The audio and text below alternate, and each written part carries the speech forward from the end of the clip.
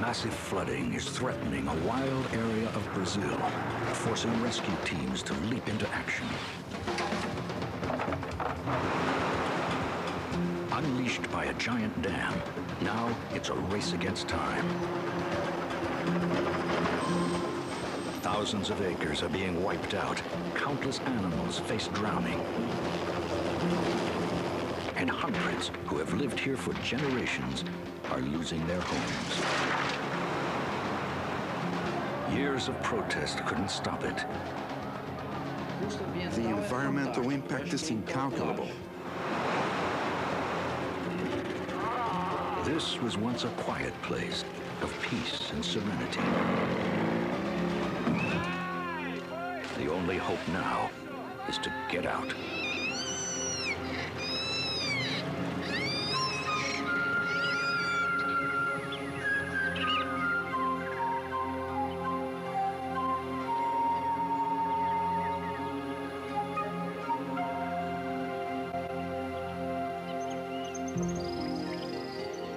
Hundreds of years ago, the Guarani Indians named this river Paraná, brother of the sea.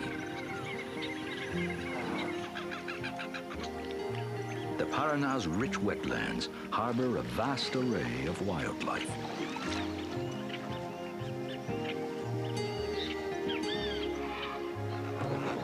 Here, nature reigns in all her abundant glory.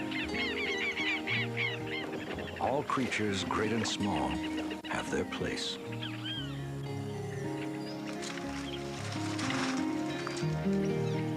They share the natural splendor with the people who have long been here, living simply from the river's bounty.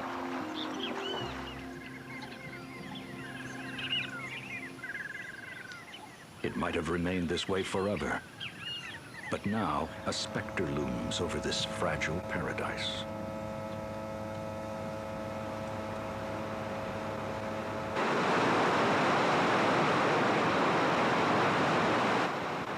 For 20 years, they've been building a colossal dam, the Porto Primavera hydroelectric plant. It's 7 miles long. Located in south-central Brazil, it's one of the largest in South America. A mammoth project with a life of its own. In November 1998, what many environmentalists had been fearing happened. The floodgates were closed, and the river began overflowing its banks. With an environmental time bomb already ticking, the state-owned builder of the dam financed an emergency animal rescue operation. In just 3 weeks, water would be over the treetops.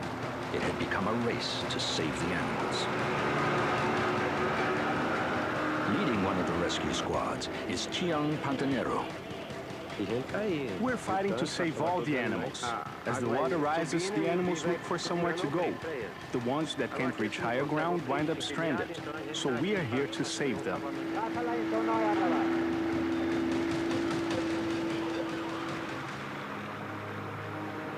In the first few days of flooding, the water rises quickly, flushing thousands of smaller animals out of their lairs and hollows. A dozen teams ply the rising water. There are snakes everywhere here. Their haunts flooded, they take to the trees. Leather gloves are the only thing between this man's skin and this angry snake's needle-sharp fangs.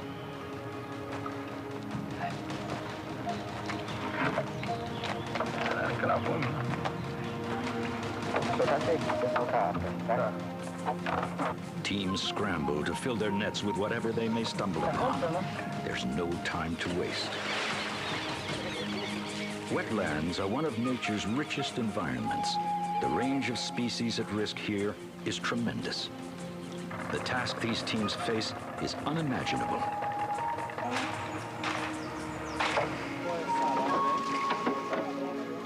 Sadly, for many of these animals, their only future will be in research institutes or zoos.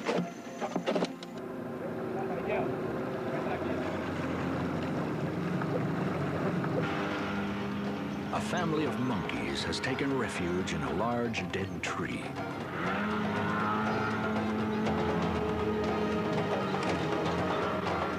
young monkey, terrified by the roar of the engines, makes a run for it.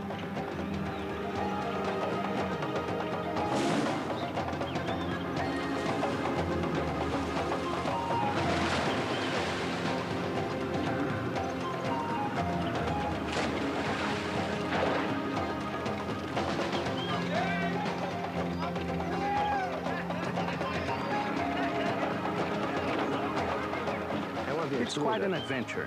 You try to catch the animals as best you can and not to hurt them. The animals are already suffering in there. Are you gonna hurt them more? No. There are still other monkeys up the tree, and the rescue team will try anything to get at them.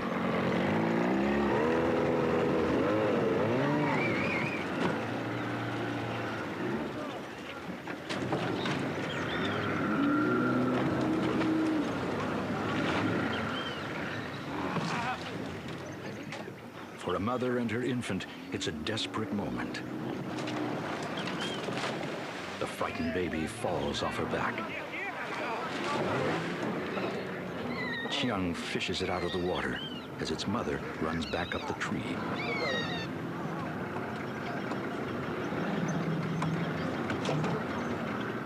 Another rescuer climbs up after her.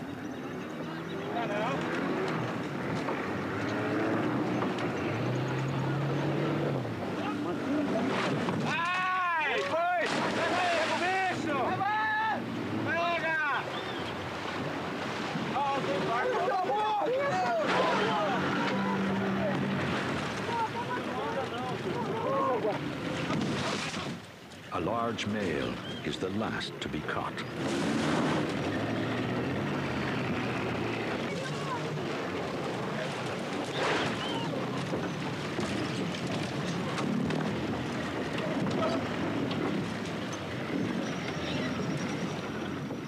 Rescue teams make every effort to keep the family groups together. But under these conditions, it's hard to keep track. They may be separated forever.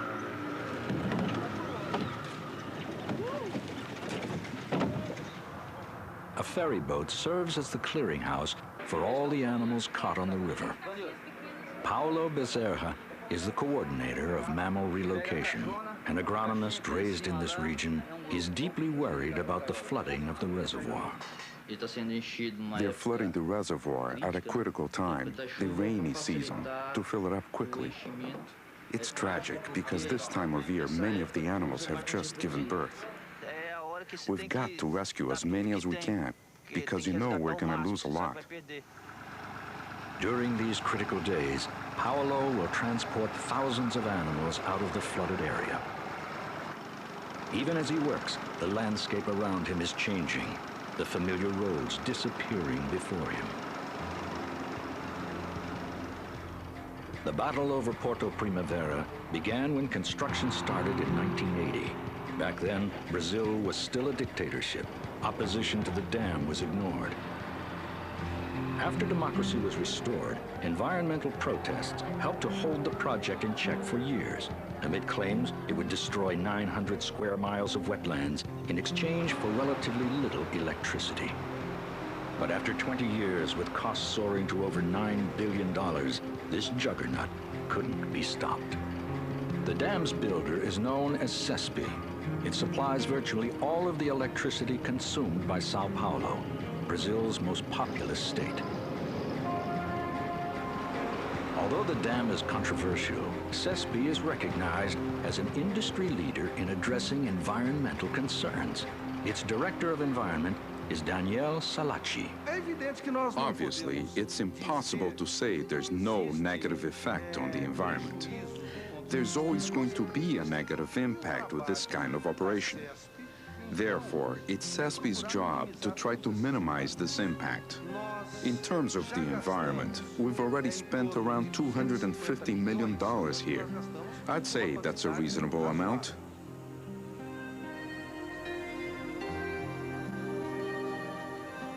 As the water inches upwards, many are expelled from their island homes. Today, they look on as all they've ever had in the world is destroyed. It's going to be difficult because I was born here. I've been here for 33 years. I don't know how to live away from here.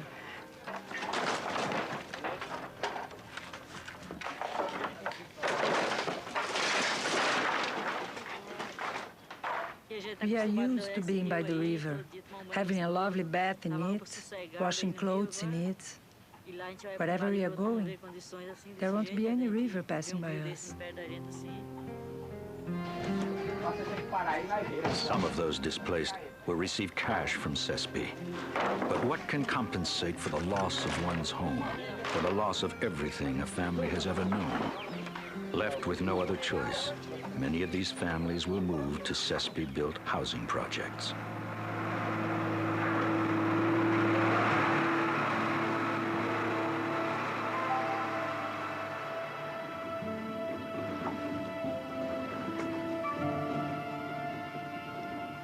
Within a few days, little remains of their way of life.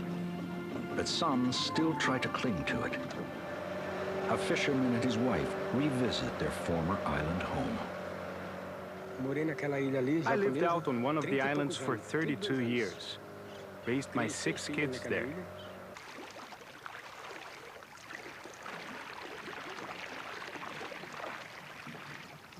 This is a brick from my house. My house was right here. It looked out on the river. I miss it a lot.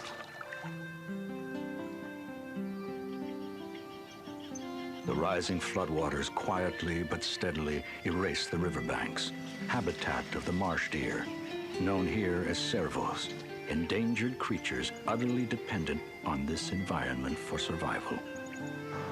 Mauricio Barbanchi is studying the impact of the flooding on the cervo.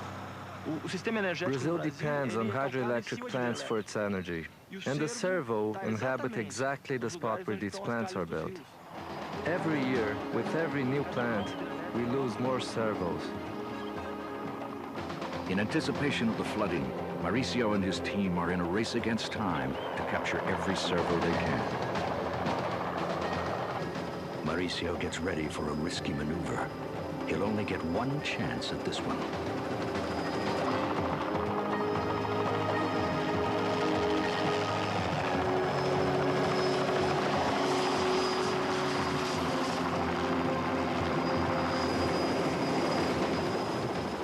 Mauricio holds the animal down until his assistants can join him. It's a doe. She's blindfolded to lessen the panic. Cervos are notoriously nervous animals. The trauma of this moment could lead to a heart attack. A member of the team administers a sedative. It will put her to sleep for the journey to come.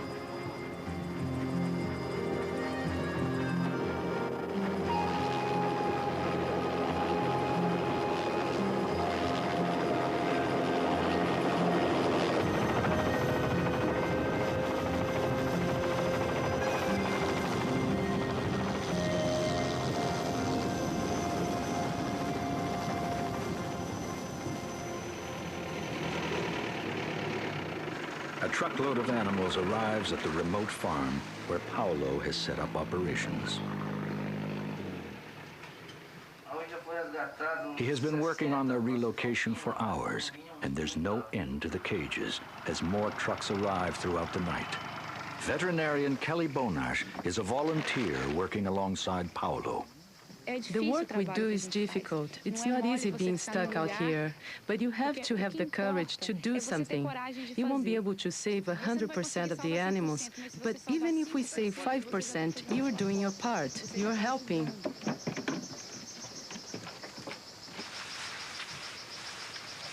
They'll keep on sorting out the animals all night. No one knows how many they'll have to handle. The only thing certain is that the water continues to rise. 15 days into the rescue operation, the reservoir is more than half full.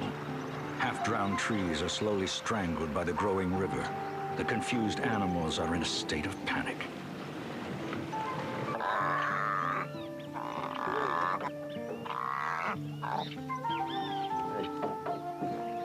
Exhausted rescue teams work 10-hour days in 15-day shifts. It's hard, demanding work with no end in sight. Surrounded with no place to run, the monkeys are frightened and bewildered. But if they're not caught, the alternative is certain death. The stress is tremendous, both on the rescuers and the rescued. Sometimes it's difficult to remember you're here to help.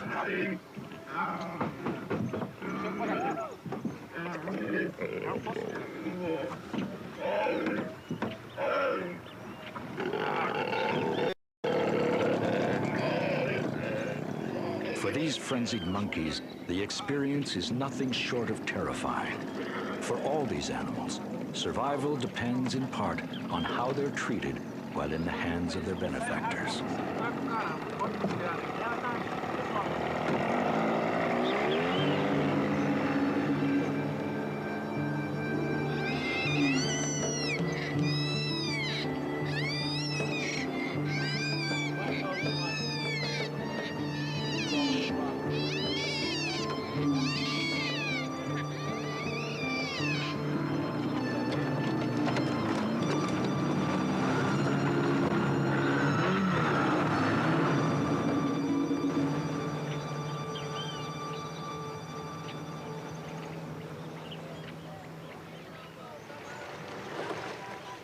The flood is changing this region's whole way of life.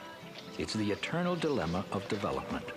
What's to be gained versus what must be lost. Two local fishermen have pictured the twilight of an era in the words of a song.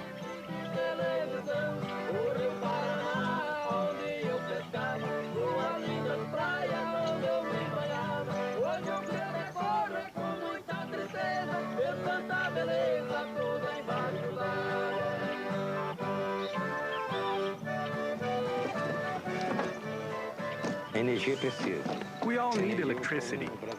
People can't get along without electricity, so we have to have the hydroelectric plant. Besides, nature will replenish itself.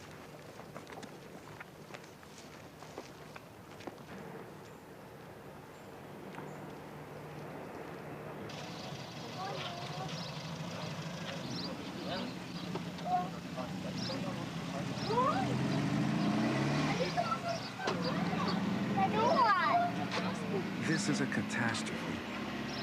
Look at these animals. It's hard for anyone who loves nature to see these creatures lose their habitat.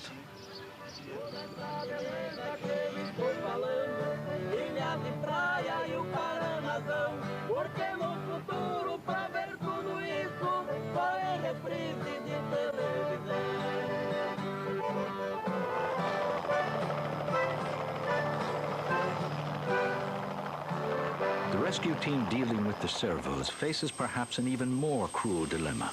For Mauricio, there's a growing sense of futility. These rescue operations are nothing more than shows for the public. Most likely, all of these animals will be lost. The servos cannot be relocated. Returned to nature, they would only compete for increasingly scarce food and space.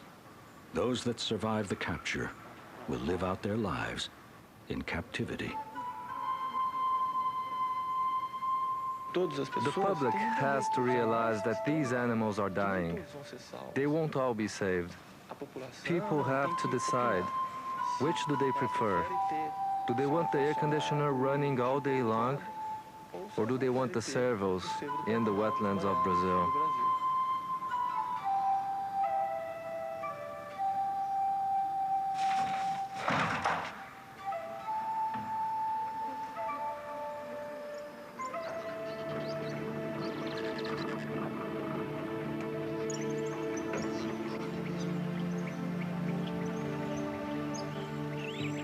The water rises steadily. The reservoir is nearly full.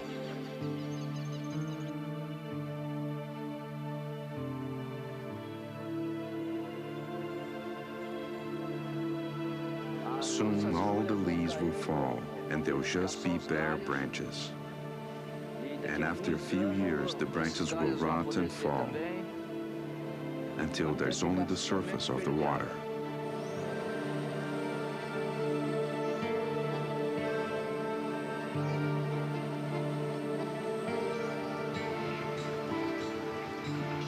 At Paolo's remote farm, Kelly and her team are working on a group of rescued monkeys.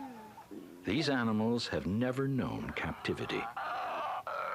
They've been through an ordeal, and it's not over yet. First, each monkey is tranquilized.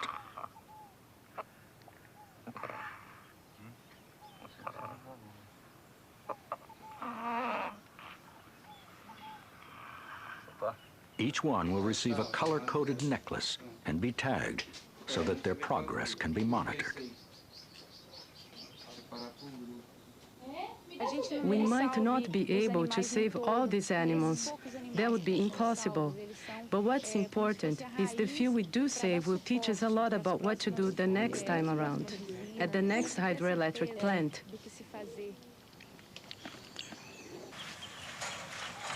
As for Paolo, this world he has lived and worked in all his life is coming to an end. Although he believes in the rescue, he dreads the change that it signifies. I want to bring my son out here to see this land before it's gone. I'm seeing things that my son will never see, that my grandchildren will never have the chance to see. I keep telling my family the children better come quickly because it's going.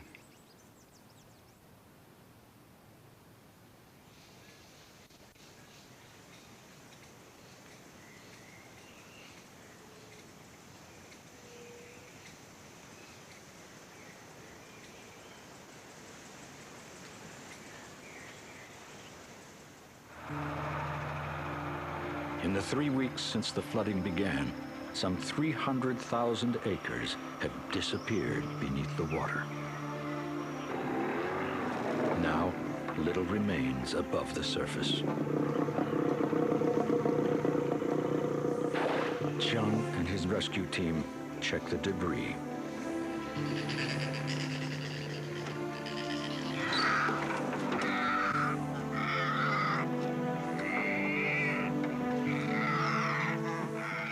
This lone monkey, tired and desperate, may never find her group again.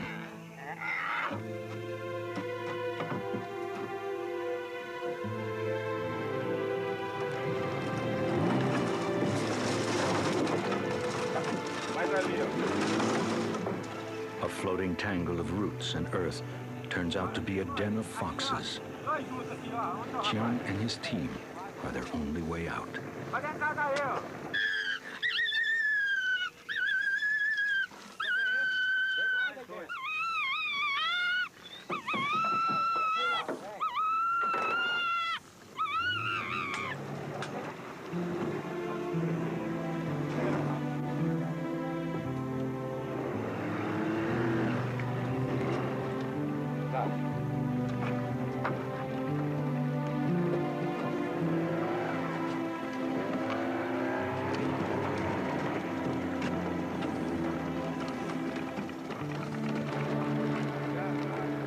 As the day wears on, Chiang continues his mournful duty.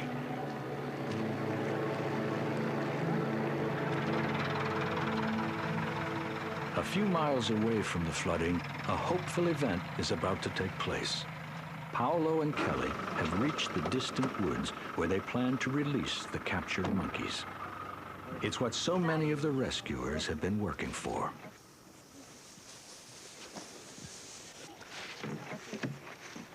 For Paolo and his team, this is the moment.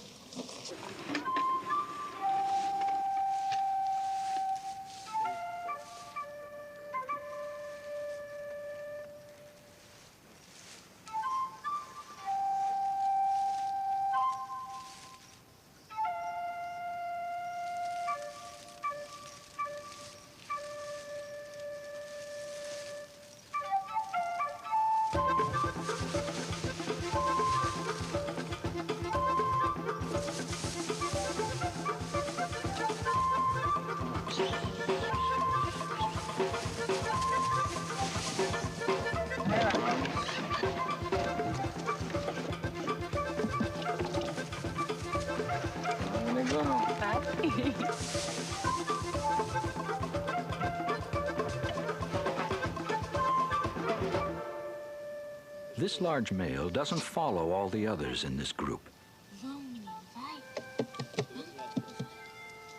Alone and in unknown territory, he goes off in the other direction. These monkeys were all supposed to be from the same group, but we can tell from the way they ran off in different directions that they are not. They were probably gathered up from the same area, but they are not from the same family.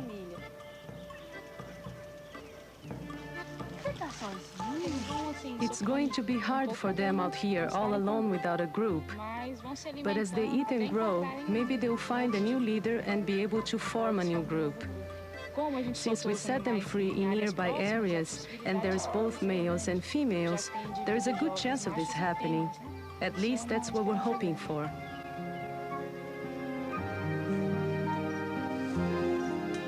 It's great to know that you saved the whole group that would have died in the flood, that you got them out and cared for them and kept them alive. And then to see them climbing up a tree, you say, wow, just a little bit. I was able to help nature a little bit. I did something.